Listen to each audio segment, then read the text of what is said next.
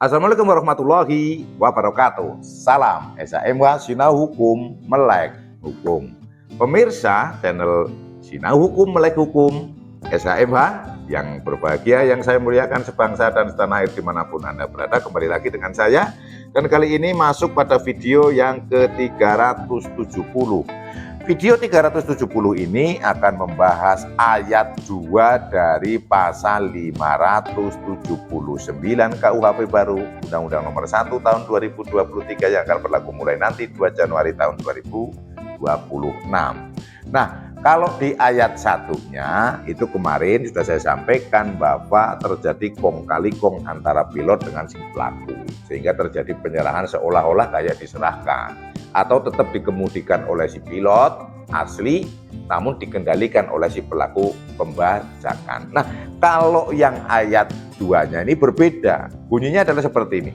Setiap orang yang melakukan tindak pidana sebagaimana dimaksud pada ayat 1 dengan, ada yang pembacakan tadi kan, kekerasan, ancaman kekerasan atau ancaman dalam bentuk lainnya dipidana dengan pidana penjara paling lama 15 tahun. Nah, ancaman kekerasan berarti kalau nanti tidak kamu menyerahkan akan saya ledakan pada ancaman kekerasan. Kalau dengan kekerasan sudah diwujudkan itu ancam semua pakai pistol, tembak kakinya pilotnya, pilotnya tembak kakinya juga, atau mungkin dimatikan pilotnya, pilotnya. Akhirnya pesawat direbut, dikendalikan oleh si pelaku, itu menggunakan kekerasan. Atau juga dengan menyandra pramugari, itu menggunakan kekerasan. Sudah menggunakan juga, mengancam juga, iya kan, sudah disandra itu kekerasan, mengancam kalau mau dimatikan kekerasan. Jadi ancaman kekerasan dengan kekerasan kalau menurut saya ya tipis-tipis lah, 11-12 ya perbedaan. Nah, atau dalam bentuk lainnya. Nah, ini kan dalam bentuk lainnya. Ini menjadikan apa yang dilakukan oleh si pelaku itu tak terhingga caranya. Menggunakan cara apa? Suatu ketika saya nonton film, saya lupa itu ya. Ada film yang pasukan khusus pada saat menyerbu, dia tertangkap sendiri. Setelah tertangkap sendiri, kemudian dia dilakukan pencucian otak semacam kayak hipnotis itulah. Akhirnya dia jadi ikut ke pihak lawan, dan kalau nanti mendengar suara lagu itu kan, lagunya kayak lagu klasik itu, dia masuk, dan nanti kalau lagu itu berhenti, dia menekan bom, mengebom. Nah, itu loh. Jadi mungkin kan yang namanya bentuk lainnya ini banyak sekali ya. Yang saya contohkan bisa jadi, walaupun itu yang saya contohkan ilustrasinya adalah sebuah film ya, namun kan bisa jadi kan seseorang nanti pilotnya dihipnotis, akhirnya ngikut. Kan seperti itu. Namanya hipnotis itu kan kayak begitu kan. Saya tidak tahu itu hipnotis sebetulnya benar atau tidak itu, tapi kalau nonton-nonton kan kayak benar itu. Kalau yang saya ceritakan tadi kan film. Ya, untuk mengilustrasikan agar lebih mudah. Kalau yang dengan kekerasan, ancaman kekerasan kan sangat mudah itu kan. Tembak mengancam penumpang, mengancam pramugari, menembak pilotnya kan sudah jelas. Akhirnya apa? Akhirnya pesawat udara itu yang sedang terbang itu dikuasai oleh si pelaku. Kan seperti itu. Kemudian ancaman hukumannya ini 15 tahun. Dan itulah tadi ya, bedanya, saya ulangi lagi, bedanya ayat 2 dengan ayat 1. Jadi kalau ayat 2 ini merampasnya itu dengan menggunakan kekuatan, sehingga pilot itu terpaksa, karena keadaan terpaksa akhirnya menyerahkan. Kalau dia masih hidup terpaksa. Namun kalau dia mati ditembak di dalam pesawat pakai senjata api ya beda lagi ya. Udah mati, udah gak bisa menyerahkan toh. Namun kalau dalam keadaan hidup dia posisinya adalah terpaksa menyerahkan. Dan ini ancamannya lebih tinggi, yaitu 15 tahun. Sehingga yang perlu dipahami di sini, baik ayat 1 maupun ayat 2 itu hanya pembajakan di udara dan di bidana. Tidak harus, maka ini tidak harus pesawat Indonesia. Tidak harus pesawat Indonesia yang dibajak, bisa pesawat mana saja. Karena apa? Itu tadi sudah saya sampaikan bahwa Indonesia sudah meratifikasi konvensi tentang yaitu tadi terkait dengan pembajakan udara. Sehingga andaikan ada pesawat luar negeri yang melintas di Indonesia atau berhenti di Indonesia karena mungkin ngisi BBM atau apa, Indonesia itu bisa melakukan upaya represif atas pesawat tersebut, atas pelaku tersebut, walaupun itu bukan pesawat negara Republik Indonesia.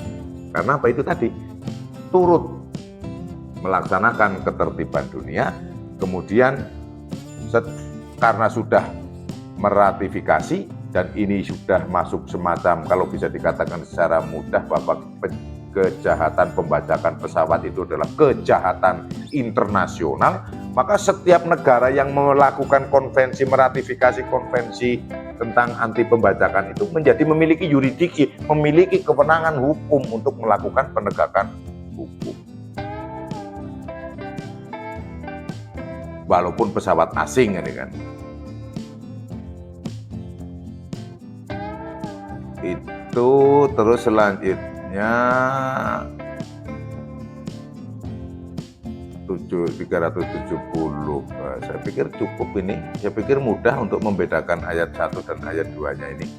Ya kita kalau sering lah kalau untuk ilustrasinya yang mudah itu nonton film itu kan. Wah, nyamar, tahu-tahu wah ya itu. Dan yang paling penting dalam ayat 1 dan ayat 2 ini adalah, kalau ayat 1 seolah-olah diserahkan karena memang sudah terjadi kong kali kong. Kalau yang ayat 2 karena ada kekerasan, ancaman kekerasan atau ancaman dalam bentuk lainnya, yang saya contohkan hipnotis salah satunya, dipidana dengan pidana paling lama 15 tahun ini, pilot itu terpaksa menyerahkan pesawat kepada si pelaku. Itu yang bisa saya sampaikan pada video yang ke-370 membahas pasal 579. Untuk mengakhiri biar mudah akan saya bacakan sekaligus 2 ayat dari pasal 579. Ayat 1, dipidana karena melakukan pembajakan di udara dengan pidana penjara paling lama 12 tahun setiap orang yang 2 huruf A merampas atau mempertahankan perampasan atau secara melawan hukum menguasai atau mengendalikan pesawat udara dalam penerbangan.